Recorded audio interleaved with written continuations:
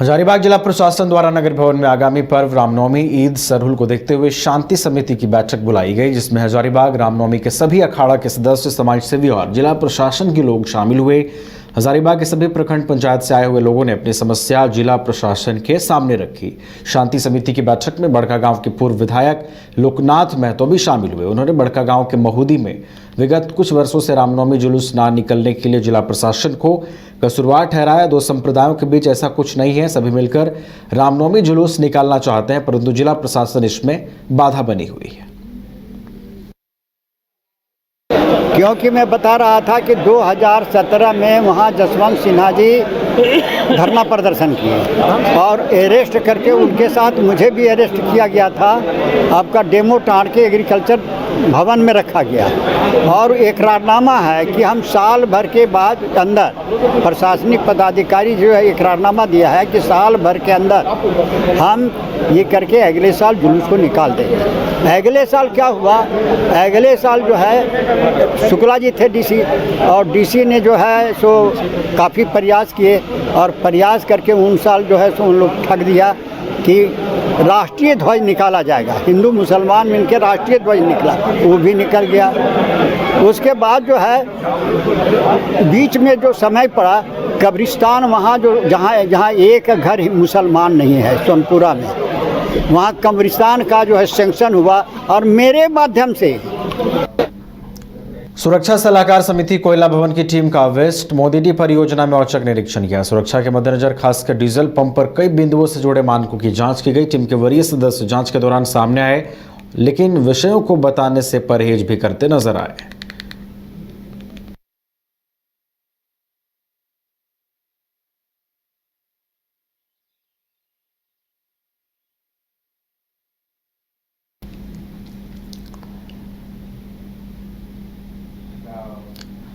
नमस्कार, news bioscope में आपका स्वागत है। मैं अनिल सम्राट। जेएमएम ने दूसरी लिस्ट जारी कर दी है। राजमहल से विजय हांसदा को टिकट मिला है और सिंहभूम से जोबा मांझी को टिकट मिला है। राजमहल से जेएमएम ने विजय हांसदा को प्रत्याशी बनाया है। बता दें कि जेएमएम ने दूसरी लिस्ट जारी की है और यह भी बता दें कि सिंहभूम से जोबा मांझी को टिकट मिला है।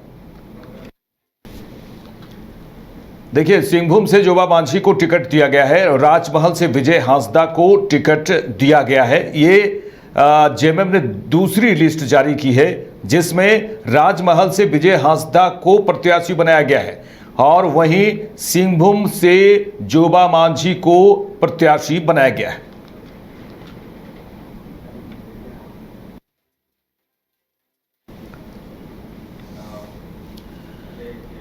जेएमएम की केंद्रीय महासचिव सुप्रिया भट्टाचार्य बीजेपी पर फिर हमलावर दिखे। प्रेस वार्ता कर उन्होंने एक बार फिर से बीजेपी पर जोरदार हमला किया है। उन्होंने तंज कसते हुए कहा है कि भ्रष्टाचार को हथियार बनाकर बीजेपी राजनीतिक कंगारू बन चुकी है। उन्होंने क्या कुछ कहा है, आइए सुनते हैं। भ्रष्टाचार को हथियार बनाकर अब भारतीय जनता पार्टी एक राजनीतिक कंगारू के तौर पर सामने आई। कंगारू के पेट में जो झोला होता है, भाजपा के स्टार प्रचारक नरेंद्र मोदी जी ने भी वही झोला अपने पेट में बांध लिया। अपने परिवार के लोगों को उसमें भर लिया। ईडी को, सीबीआई को, डीआरआई को, आईटी को, साथ साथ जितने भ्रष्टाचारी है उनको भी उसी झोले में रख दिया। उनका एक नया परिवार बन गया। सुप्रीम कोर्ट ने उनके इस इरादे को भाप दिया। पहले इलेक्ट्रल बॉन्ड की चोरी पकड़ी, ईडी और आईटी का छापा मारकर जो रंगदारी वसूला इलेक्ट्रल बॉन्ड के नाम पर, उसका खुलासा हुआ। भ्रष्टाचार को हथियार बनाकर अब भारतीय जनता पार्टी एक राजनीतिक कंगारू के तौर पर। पाकुड़ में कांग्रेस पार्टी की ओर से जिला कांग्रेस कार्यालय में इफ्तार पार्टी का आयोजन किया गया, जिसमें सूबे के ग्रामीण विकास विभाग के मंत्री आलमगीर आलम मुख्य रूप से मौजूद रहे। साथ ही इफ्तार पार्टी में कांग्रेस के जिला अध्यक्ष श्री कुमार सरकार, प्रखंड अध्यक्ष मंसारुल हक सहित कई कार्यकर्ताओं के अलावा कई लोग शामिल थे। इस मौके पर आलमगीर आलम ने संदेश देते हुए कहा कि यह रमजान का महीना है, इफ्तार पार्टी का आयोजन किया जाता है जो प्रेम, मोहब्बत, भाईचारे को दर्शाता है।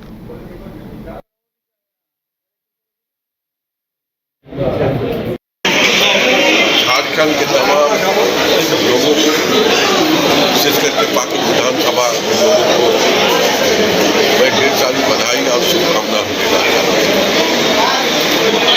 हमारे त्यौहार इस देश की परंपरा के तहत ही हम लोग मनाते आ रहे हैं। ईद का ईद उल फितर का भी त्यौहार है, रामनवमी का त्यौहार है और एक दूसरे को हम लोगों ने हमेशा सहयोग करके एक दूसरे के घर में जाकर मनाने की काम। सरायकेला जिले के चांडेल अनुमंडल के कपाली ओपी क्षेत्र अंतर्गत डोबो गौरी घाट से लगातार अवैध बालू खनन मामले को लेकर मीडिया में खबरें प्रकाशित होने पर झारखंड हाईकोर्ट ने स्वतः संज्ञान लिया। इसे लेकर हाईकोर्ट के निर्देश पर एनजीटी ने कपाली गौरी घाट पर अवैध बालू खनन के खिलाफ कार्रवाई की है। कपाली गौरी घाट से लगातार अवैध बालू खनन मामले को लेकर हाईकोर्ट द्वारा खबरों पर संज्ञान लेते हुए एनजीटी को कार्रवाई के कड़े निर्देश दिए गए। इसके बाद एनजीटी द्वारा डोबो गौरी घाट पर कार्रवाई को लेकर 3 सदस्यीय टीम का गठन किया गया, जिसके बाद मंगलवार को गौरी घाट पर छापेमारी की गई, जिसमें डिस्ट्रिक्ट मजिस्ट्रेट सरायकेला खारसावा थे, ministry of environment forest government of India से मैं हूं और Jharkhand state pollution control board से राम प्रवेश जी हैं। डिस्ट्रिक्ट मजिस्ट्रेट ने अपनी तरफ से एडीएम को प्राधिकृत किया था, तो संजय जी हैं उनकी तरफ से। अब ये मामला है कि इलीगल सैंड माइनिंग यहाँ पर गौरी घाट जो स्वर्णरेखा रिवर में है, इसको जाँच के लिए हम लोगों को भेजा गया है। अब हम लोग ये रिपोर्ट 15 को हियरिंग है एनजीटी में 15 अप्रैल को, और हम लोग अपना रिपोर्ट 13 या 14 तक वहाँ जमा करने के लिए। लगभग कितना सर सैंड जब्त हुआ? अभी हम लोग ये सब चीज़ हम लोग कैलकुलेट करके, और हम लोग को बस अब आज हो गया 9 तारीख, 14 या 15 को हम लोग एनजीटी में सारा चीज़ रिपोर्ट जमा करते हैं। किसी की गिरफ्तारी भी हुई है क्या सर मौके से? अभी कुछ नहीं किया है, कोई एक्शन अभी नहीं लिया गया है। एक्शन हम लोग जब अपना रिपोर्ट्स बना लेंगे और ये देखेंगे कि कौन कौन इसमें इन्वॉल्व है, उस बेसिस पर एक्शन। सर लोकल स्तर पर क्यों नहीं किया जा रहा कार्रवाई? ये तो लोकल स्तर का नहीं, तो एनजीटी का मामला है। लोकल स्तर में तो लोकल स्तर वाले से पूछना पड़ेगा आपको। जिनके जमीन पर स्टॉक मिला है क्या, जिनके ऊपर स्टॉक मिला क्या, उनके ऊपर भी कार्रवाई होगी? एरिया में किसी बड़ी वारदात को अंजाम देने के उद्देश्य से घारूडीह मोहरी बांध में पिस्टल लेकर घूम रहे अपराधी को पुलिस ने गिरफ्तार कर जेल भेज दिया। गिरफ्तार अपराधी के पास से एक देसी कट्टा के साथ 2 कारतूस भी बरामद किया गया है। गिरफ्तार युवक का आपराधिक इतिहास भी है। ये उक्त बातें की जानकारी सिंदरी डीएसपी भूपेंद्र प्रसाद राउत ने तीसरा थाना में प्रेस वार्ता के दौरान दी।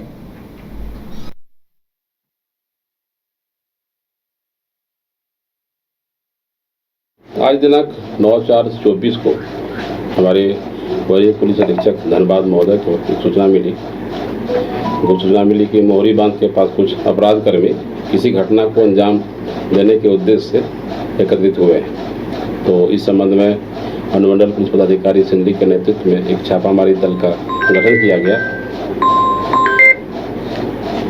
और छापामारी दल के द्वारा त्वरित कार्रवाई करते हुए उक्त स्थल पर एक व्यक्ति को हथियार के साथ अरेस्ट किया और रात के अंधेरे का फायदा उठा करके उसके साथ 2 अन्य जो साथी था वो लोग भागने में सफल हुए। इस संबंध में तीसरा धनुआडीह ओपी थाना कांड संख्या 22/24 दिनांक 9/4/24 धारा 25(1)(b) और 26/35 शस्त्र अधिनियम के तहत एक एफआईआर दर्ज किया गया है और इसके 2 साथी जो भागे उसके खिलाफ छापामारी अभियान हम लोग का अभी जारी है। और गिरफ्तार जो अपराधी उसका नाम अनिल चौहान उर्फ कारू चौहान, पिता स्वर्गीय राजेश चौहान, साकिन मोहरी बांध, थाना जिला धनबाद के। चुनाव में विधि व्यवस्था को लेकर हुई समीक्षा बैठक की गई। आपको बता दें कि इस दौरान मुख्य निर्वाचन पदाधिकारी ने कई दिशा निर्देश दिए।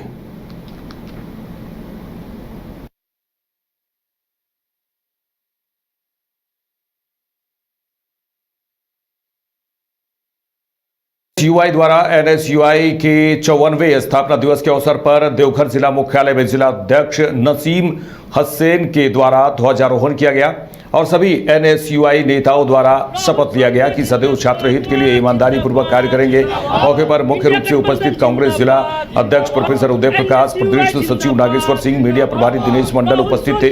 मौजूद सभी छात्र नेताओं ने शपथ लिया कि छात्र हित के लिए सदैव ईमानदारी पूर्वक काम करेंगे।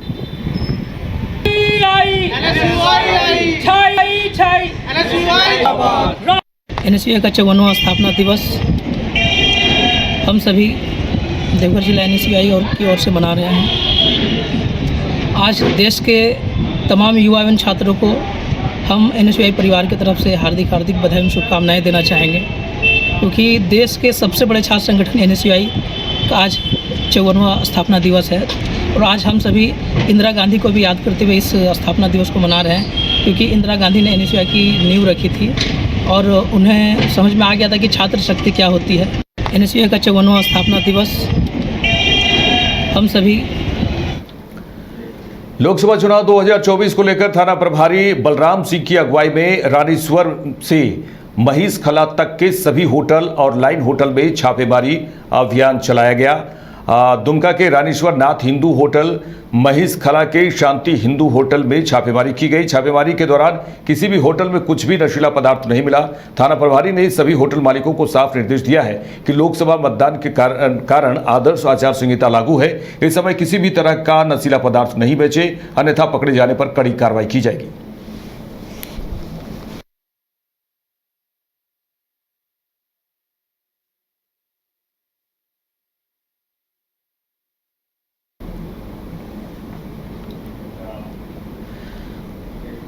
देवघर के टावर चौक पर मंगलवार को चैत्र प्रतिपदा 9 वर्ष के मौके पर स्वदेशी जागरण के मंच की तरफ से दीपोत्सव मनाया गया और जमकर आतिशबाजी की गई। इस दौरान काफी संख्या में बीजेपी के कार्यकर्ता समेत तमाम लोग टावर चौक पर मौजूद रहे। उनके हाथों में भगवा झंडा देखा गया और सभी ने चैत्र प्रतिपदा 9 वर्ष की खुर्सी में जय घोष भी किए।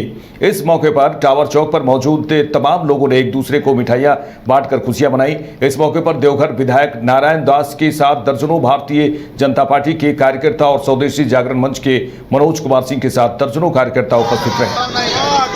स्वदेशी जागरण मंच के द्वारा स्थानीय टावर चौक पर दीप प्रज्वलन का कार्यक्रम किया गया है। दीप प्रज्वलन के पश्चात हम लोग आज मिठाई का वितरण भी करेंगे और साथ ही आप देख रहे हैं हम सभी सनातनी भाई बंधु, हमारी जितने भी भगनी हैं, सब लोग मिलकर के यहाँ आतिशबाजी भी कर रहे हैं। देवघर की तमाम जनता, सभी लोग मिलकर के, जितने भी हम सेवक हैं, जितने भी भाई बहन हैं, सब लोग मिलकर के आज हम लोग हिंदू 9 वर्ष के शुभ अवसर पर खुशियाँ मना रहे हैं, उमंग मना रहे हैं। देखिए, पूरा भारत आज हिंदू दिवस मना रहा है और अभी बाबा वैद्यनाथ की धरती देवघर में स्वदेशी मंच जागरण मंच की ओर से हम लोगों ने दीप जलाने का काम किया और दीपोत्सव मनाने का काम किया और बाबा वैद्यनाथ से यही कामना करते हैं कि जिस सोच के साथ हमारा देश सनातनी सोच में डूबा हुआ है, सनातन धर्म को अपना रहा है और कभी हम इस धर्म के द्वारा विश्व गुरु से आज हम कह सकते हैं कि चारों ओर सिर्फ अपने देश में ही नहीं बल्कि दुनिया में राम की कथा होती है, शिव का चर्चा होता है, कृष्ण की बात होती है।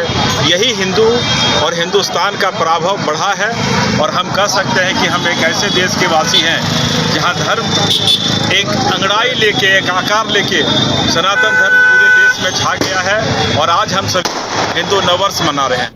गिरिडीह में मंगलवार को हिंदू नववर्ष विक्रम संवत 2081 और चैत्र नवरात्र के उपलक्ष्य में सरस्वती शिशु विद्या मंदिर की ओर से भव्य शोभा यात्रा निकाली गई। इसमें स्कूल के प्रधानाचार्य आनंद कमल संघ के साथ साथ शिक्षक शिक्षिकाओं के साथ विद्यालय के छात्र छात्राएं शामिल हुई। सभी भगवा ध्वज थामे हुए राष्ट्रभक्ति के साथ भगवान श्री राम का जयकारा लगाते हुए चल रहे थे। नगर भ्रमण के दौरान शोभा यात्रा में भारत माता के साथ भगवान श्री राम और आरएसएस के संस्थापक डॉक्टर केशव बलिराम हेडगेवार की झांकी भी शामिल थी। इस दौरान बनवाल सेवा समिति, बनवाल महिला समिति और राष्ट्रीय कायस्थ वृंद के द्वारा शोभा यात्रा पर पुष्प वर्षा कर स्वागत किया गया।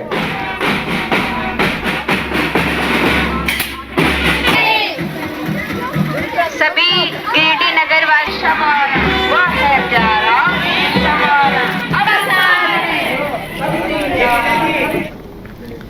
कोलेबिरा जिला के कोलेबिरा प्रखंड क्षेत्र के अंतर्गत एडिगा पोगलोया में गार्डवाल निर्माण का कार्य किया जा रहा है, जिसमें भारी अनियमितता है। निर्माण कार्य में अनसाइज बोल्डर का भी प्रयोग किया जा रहा है। सीमेंट की जगह सिर्फ बालू ही बालू देखने को मिल रहा है। वहीं गांव के मजदूर को काम न देकर दूसरी पंचायत से मजदूर और मिस्त्री बुलाकर कार्य कराया जा रहा है। वहीं मैडम ने सभी जगहों पर गुणवत्ता युक्त काम करने का निर्देश दिया। प्रखंड प्रमुख दुतामी हेमरोम ने कहा कि हमारे प्रखंड क्षेत्र में जो भी विकास के कार्य किए जा रहे हैं वो गुणवत्तापूर्ण होनी चाहिए। अब जिसके अंडर में हम लोग काम कर वही रांची क्या है तो हम लोग का यहाँ का बन रहा है ना, लोकल का बन रहा है, तो कम से कम इसको तुम लोग को ध्यान देना है ना। तो अपने लिए ना बन रहा है, अपना भाई बंधु के लिए ना बन रहा है, फिर रांची का आदमी यहाँ आएगा, वो तो नहीं आएगा। हम लोग यहाँ पर चलना है, हम लोग को ना चलना है। तो तुम लोग ठेकेदार का क्यों साथ दे के बोल रहे हो?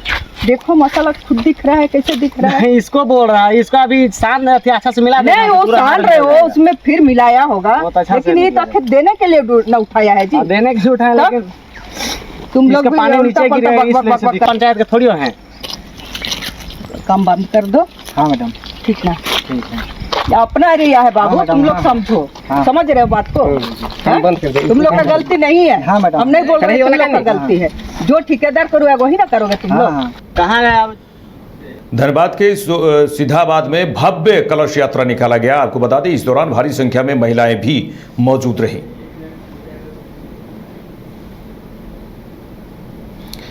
आपको बता दें कि इस दौरान सैकड़ों की संख्या में भक्त शामिल हुए। कलश यात्रा के दौरान ग्रामीणों ने सम्मान देते हुए ग्राम के सबसे बुजुर्ग व्यक्ति सत्यनारायण तिवारी को रथ में बैठाकर भ्रमण कराया और उनसे आशीर्वाद लिया। आपको बता दें कि सिधाबाद में श्रीमद् भागवत कथा का आयोजन किया गया। इसके साथ ही गांव के शिव मंदिर में शिवलिंग भी स्थापित की जाएगी। पूरे आयोजन को लेकर ग्रामीणों में काफी उत्साह देखने को मिला।